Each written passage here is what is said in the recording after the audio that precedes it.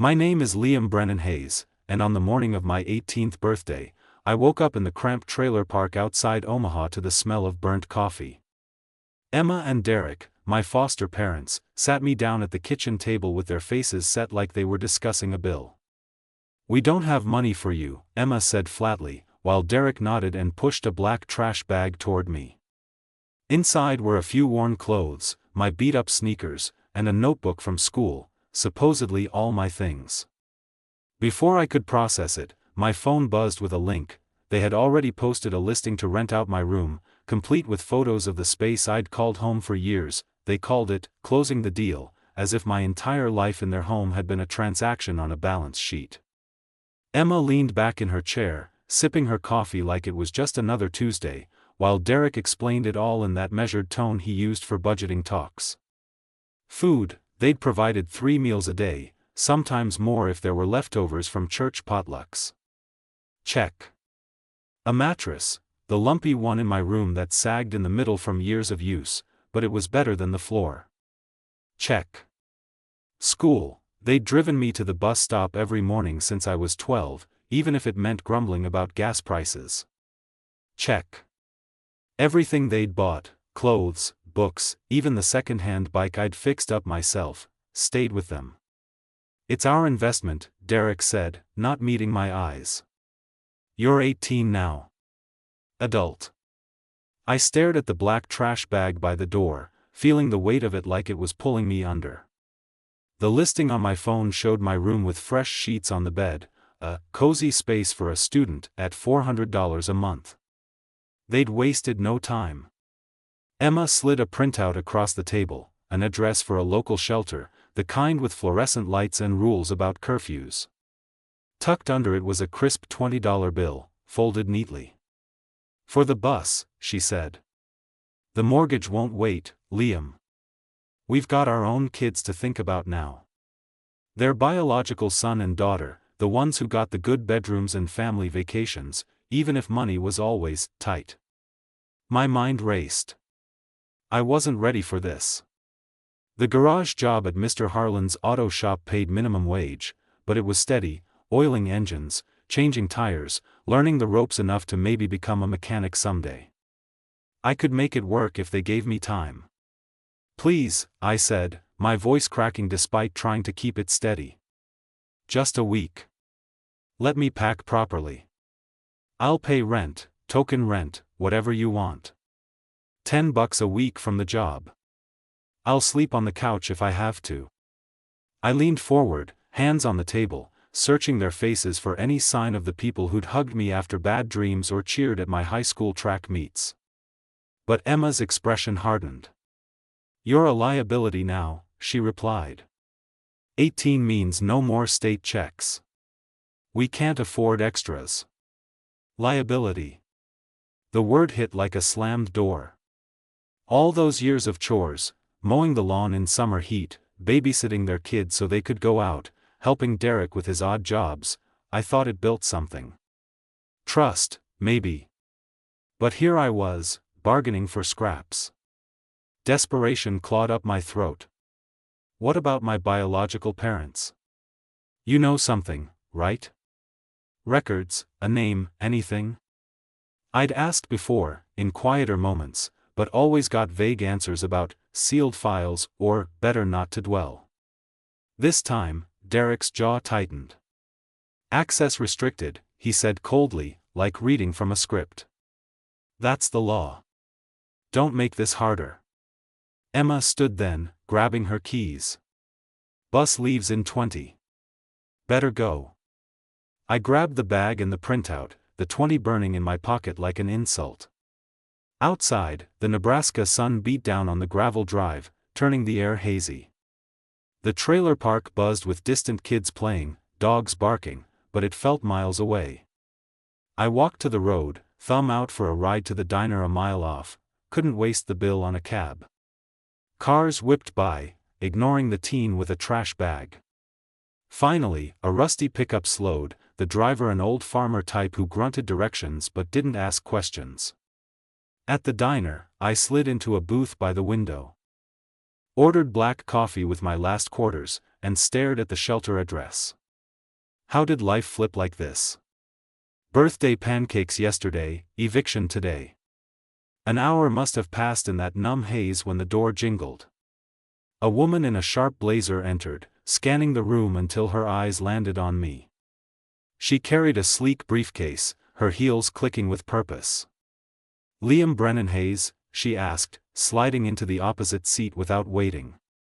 I nodded, confused.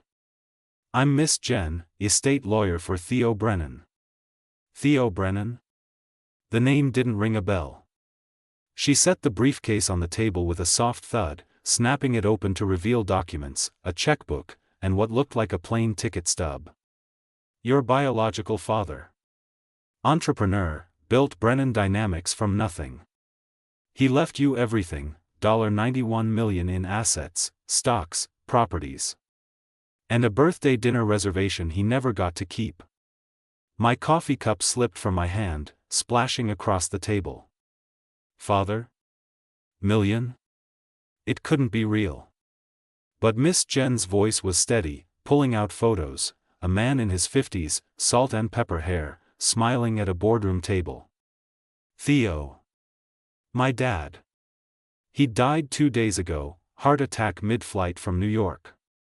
The ticket was to Omaha, booked for today, to meet me, finally, after years of searching. He never stopped trying, she said softly. But your foster guardians, they blocked him at every turn. The diner faded around us as she explained the will, the inheritance, the life I never knew. That $20 in my pocket suddenly felt like the smallest thing in the world. Miss Jen's words hung in the air like a lifeline I hadn't known I needed. She cleaned up the spilled coffee with a napkin, her movements calm and efficient, then guided me out of the diner to a waiting car, a sleek black sedan that felt worlds away from the rusty pickups of the trailer park. We drove in silence to a bank in downtown Omaha, the kind with marble floors and security guards who nodded at her. Theo arranged everything, she said as we entered a private elevator. He wanted you to see the proof first. The vault door hissed open, revealing rows of safety deposit boxes. She unlocked one labeled LBH, Project Sun, and inside was a life I'd never imagined. Folders thick with letters Theo had written over the years, starting when I was 5, pleading with social services for visitation rights, offering to cover my schooling or medical needs. "Dear Liam," one began, "I know you're out there, playing soccer or reading books. I built this company so one day we could share it." Surveillance stills followed, grainy photos of me at school events, a middle school track meet where I'd won a ribbon, captured from public bleachers because he couldn't get closer. Public record school photos showed my awkward phases, braces, bad haircuts, each annotated with dates and notes like, "He's growing tall. Miss him every day." Then the emails. Printouts from Theo's personal account to Emma and Derek, time-stamped over a decade. "I've enclosed a check for $10,000 to support Liam's future," one read. Replies from Emma, "We don't need your money. Stay away." Blocked attempts piled up, denied meeting requests, ignored certified letters, even a court filing for contact that got dismissed on guardian preference. It wasn't indifference, it was deliberate. Theo had fought, hired investigators, poured resources into finding me, all while building Brennan Dynamics into a tech empire specializing in logistics software. He died planning our first meeting, ticket in hand, heart giving out en route. Seeing it all hurt worse than the morning's rejection. Love had existed, persistent, documented, real, and they'd hidden it to keep their state checks and quiet life. I closed the box, throat tight. "Why?" I asked Miss Jen. She handed me a tissue. "Fear, maybe. Or control. Theo forgave them in his will, but he wanted you to know the truth." We spent the afternoon in her office, signing papers, the $91 million transferred to accounts in my name, stocks in Brennan Dynamics, deeds to properties across the Midwest and East Coast. No strings, just opportunity. By evening, I was Liam Brennan, no more Hayes. A name that felt like borrowed time. I didn't rush into the wealth. First, I steadied the company. Theo's death had rattled the board, investors pulled back amid rumors of instability. I flew to New York the next week, meeting executives in glass-walled offices overlooking the Hudson. At 22 now, time blurred in those early months, I reviewed reports, greenlit expansions into AI-driven supply chains, and rebuilt trust. Profits climbed 15% in the first quarter under my direction. But the money sat mostly untouched. Theo's primary residence, a sprawling estate in Connecticut with gardens and a library full of first editions, I left as is, a museum to the father I'd lost, open only to me. The other 3 properties, mansions in Virginia, Illinois, and upstate New York, served a different purpose. I converted them into transitional housing for aged-out foster youth and unhoused kids, places with counselors, job training, and no liabilities label. The Virginia house became Haven 1, bunk rooms turned into private suites, kitchens stocked for skill-building classes. Illinois focused on education, with on-site tutors and college prep. New York emphasized mental health, partnering with therapists who understood eviction trauma. I kept my name off the plaques, no Brennan Foundation brass. It isn't charity, it's paying a debt to a world that barely held me up when I needed it most. If I'd had one safe landing after 18, maybe I wouldn't have carried that trash bag. The last twist came months later, during the formal reading of Theo's video will in a mahogany-paneled room. His face filled the screen, tired but warm, speaking directly to me. Liam, if you're watching, I'm gone, but you're not alone. The bulk goes to you, but 20% funds Project Lantern, initiative to find lost kids like you were to me.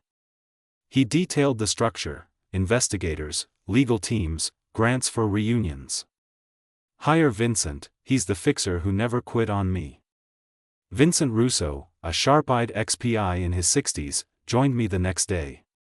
We launched quietly, starting with cases from foster agencies and missing persons reports. In the first year, we reunited 12 families. One boy, 16, heard "no money for you" from his guardians, trash bag ready, until Vincent arrived an hour later with documents proving a distant uncle's will.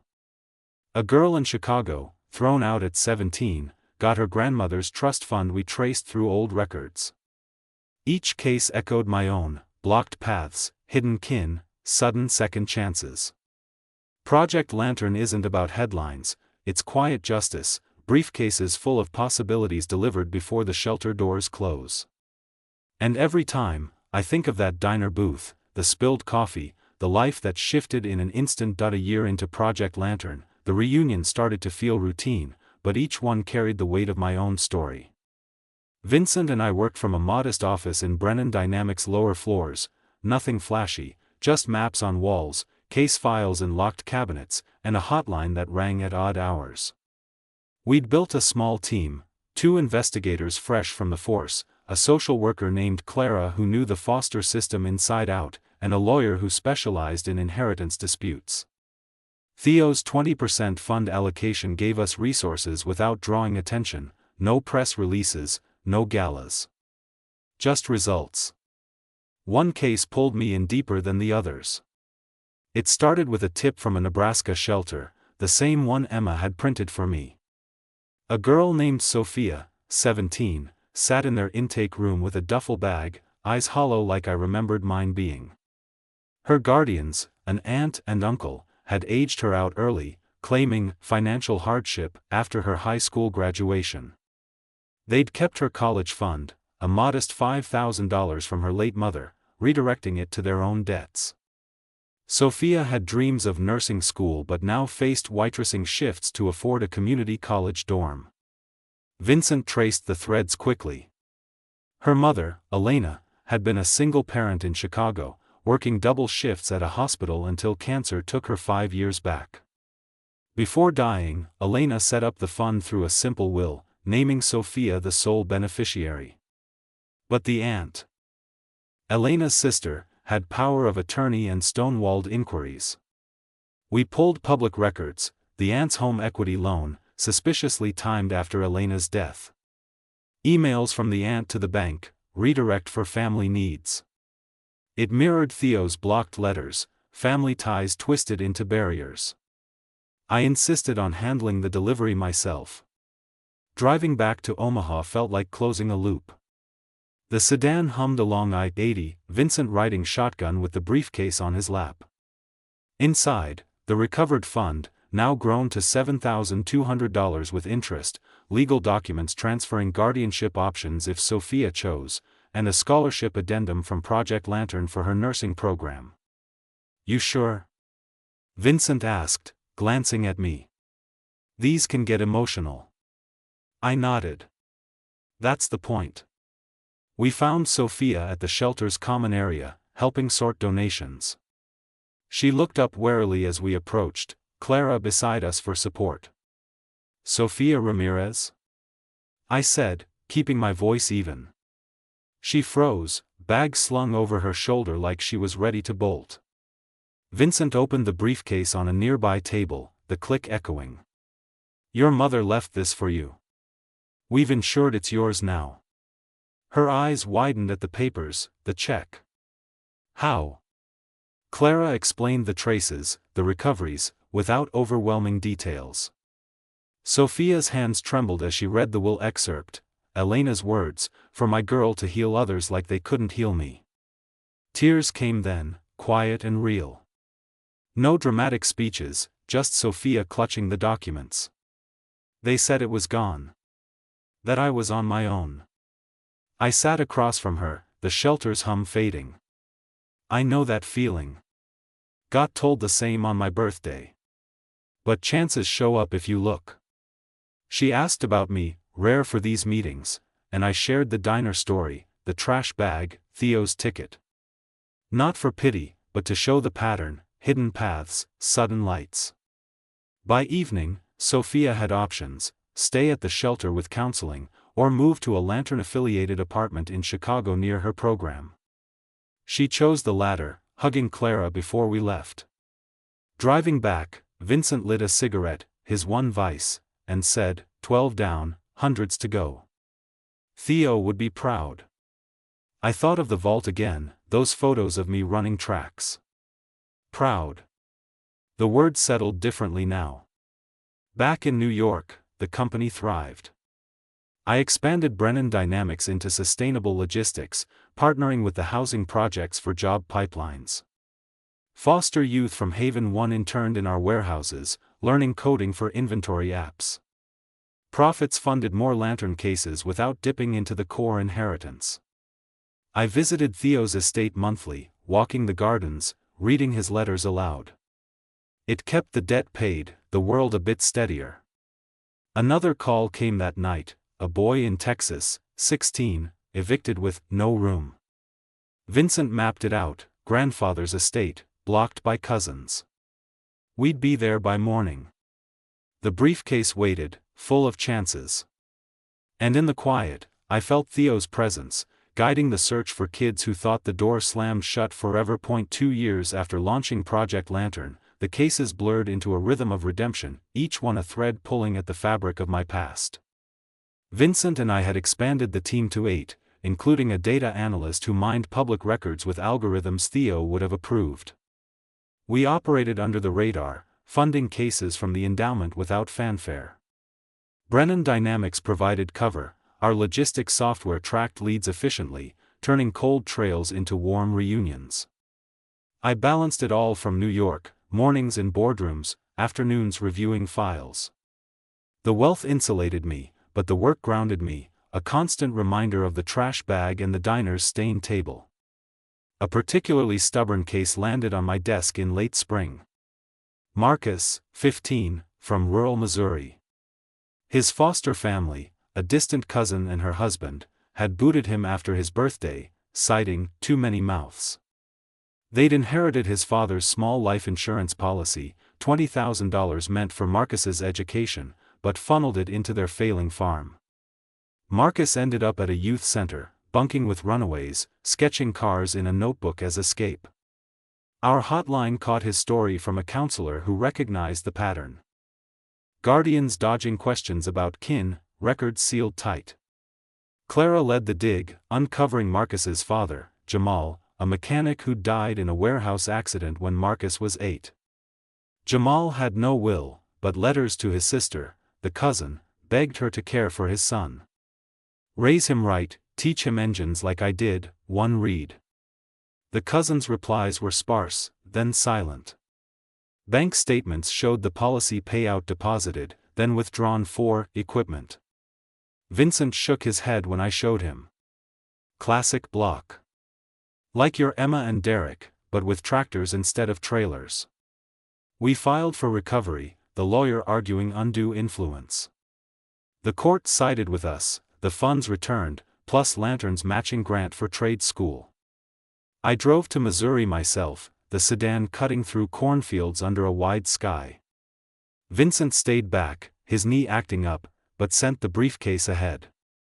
Marcus waited at the center's garage, grease on his hands from helping fix a van. Tall for his age, with eyes that scanned for threats. "Mr. Brennan?" he asked, wiping his palms on jeans. I nodded, setting the case on a workbench. "Call me Liam. This is for you." Opening it revealed the check, vocational program enrollment, and Jamal's letters, photocopied for safekeeping. Marcus's fingers traced the handwriting. "Dad wrote this? He wanted me fixed up." We talked for hours, tools clinking in the background. He shared the eviction, bag packed at dawn, $20 for luck, shelter directions. "Felt like yesterday's trash," he said. I recognized the echo, told him about Omaha, the listing for my room. But someone showed up. "Keep the door cracked, light gets in." By dusk, Marcus had a spot in our Illinois housing, tech program starting fall, internship at a Brennan partner shop. He gripped my hand firm. "Thanks for the chase." Driving away, I felt the loop tighten, another kid handed chances, briefcase as bridge. Back home, the company demanded focus. A merger with a West Coast firm tested my resolve, negotiations dragged through summer, but I closed it, boosting shares 20%. Profits trickled to the estates. Haven One now housed 30, with alumni like Sophia mentoring new arrivals. I visited Connecticut often, Theo's library a sanctuary. One evening, sorting old files, I found a journal entry: "If I find him, no plaques. Just action." It fueled the quiet expansions, Lantern hotlines in 3 states, anonymous donations to shelters. A late-night call interrupted, twin girls in Ohio, 14, separated after their guardians, no space. Mother's estate hidden by an uncle. Vincent was already mapping. "Briefcase ready?" I asked. "Always," he replied. The search continued, reunions stacking like milestones, 13, 14, now 15 families whole. Each delivery chipped at the world's hard edges, paying forward the love Theo buried in boxes. In the rear view of every case, I saw my younger self, bag in hand, waiting for the door to open. 3 years marked the quiet milestone for Project Lantern, with reunions reaching 25 families across the Midwest and beyond. The operation had grown organically, a satellite office in Chicago, staffed by alumni like Sophia, who now coordinated nursing scholarships from her own recovery. Vincent retired the fieldwork to oversight, his wisdom in case reviews sharper than ever. I handled the bigger decisions from New York, weaving Lantern into Brennan Dynamics community arm without branding it corporate. The inheritance grew steadily, investments in green tech yielding 12% annually, ensuring the fund's longevity. But the real measure came in the stories, each a branch from Theo's original spark. A complex case emerged in early autumn: siblings in Indiana, Ethan and Mia, ages 12 and 10. Their aunt, sole guardian after a car crash orphaned them, declared bankruptcy and surrendered custody to the state. "Can't afford to," she'd said, pocketing their parents' modest savings, $15,000 earmarked for the kids' future. The state placed them in separate homes, Ethan in a group facility, Mia with a temporary family. A teacher tipped our hotline, she'd seen Mia's drawings of a lost brother during art therapy. Clara's team dove in.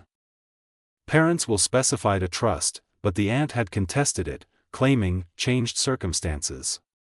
Bank trails led to her new car and debt consolidation, subtle theft, masked as hardship. Legal battles ensued, our lawyer arguing breach of fiduciary duty. Months of depositions, but we won, funds restored, plus Lantern's relocation grant. I flew to Indiana for the handover, the briefcase heavier with sibling reunification counseling included. The meeting spot was a neutral park, leaves turning gold under overcast skies. Ethan arrived first, fidgeting with a backpack, his foster coordinator beside him. Mia came next, clutching a stuffed bear.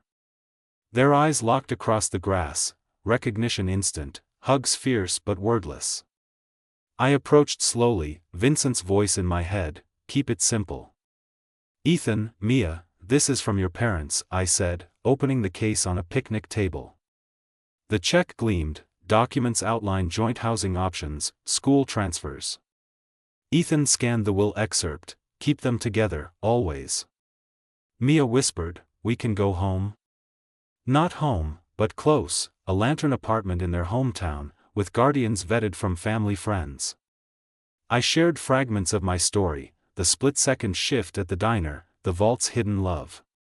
"Family finds ways back," I told them. Ethan nodded, protective arm around Mia. Like a light in the dark. Post-reunion, I visited Theo's estate more frequently, the Connecticut house now a hub for Lantern strategy sessions. Board members from the company joined occasionally, brainstorming data tools to predict at-risk evictions. One innovation, an app for youth centers to flag patterns, integrating with our logistics AI for rapid tracing. Profits from the merger sustained it all, while the housing projects thrived, Haven, Virginia at capacity, grads placing in Brennan internships at 80% rate. No plaques still, actions spoke. A evening call pulled me from a garden walk, a teen in California, 16, aged out, with blocked adoption records. Grandparents' estate, hidden by an executor uncle. Vincent mapped the flight. "Briefcase?" I asked. "Packed." 26 loomed. Each case layered onto the last, building a network of second chances. Theo's video will played in my mind, "Find the lost ones." I had, one briefcase at a time, turning no money into new start. The world held firmer now, debts paid forward in quiet increments. In the quiet drives between cases, I reflected on Emma and Derek, last I heard, struggling with that mortgage. No contact, no revenge. Just the work, echoing outward. Lantern's branches spread, lights piercing more shadows, ensuring no kid waited alone at a diner table. 4 years in, Project Lantern had illuminated over 40 families, its reach extending to the coasts through partnerships with national shelters. The team numbered 15, with Sophia leading the Chicago branch, her nursing degree a testament to the cycle. Brennan Dynamics integrated Lantern's data into ethical AI, predicting separations before they shattered lives. I oversaw it from the Connecticut estate, now alive with occasional meetings, Theo's library shelves lined with case binders, a living archive. A final case that year tested us, Lena, 18, from Seattle, evicted by her stepfather who'd siphoned her mother's inheritance for gambling debts.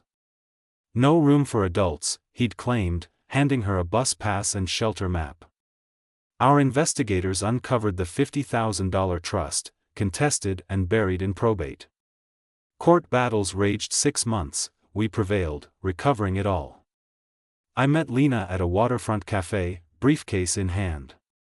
Rain pattered on the awning as she sat, guarded. "This is yours," I said, revealing the documents, the check, a scholarship for art school, her passion, sketched in hidden notebooks. Lena's mother's letter emerged, "Chase your colors, my light." Tears mixed with the drizzle. They said it was gone forever. I nodded, sharing the diner's spill, Theo's unseen fight. Lights find cracks. Lena chose independence, apartment and classes lined up. Driving away, I felt the full circle, from my trash bag to her briefcase. Theo's vision multiplied. The company soared, housing projects full, no names on walls. Debts paid, world steadied. Lantern burned on, one reunion at a time, ensuring no money echoed unanswered.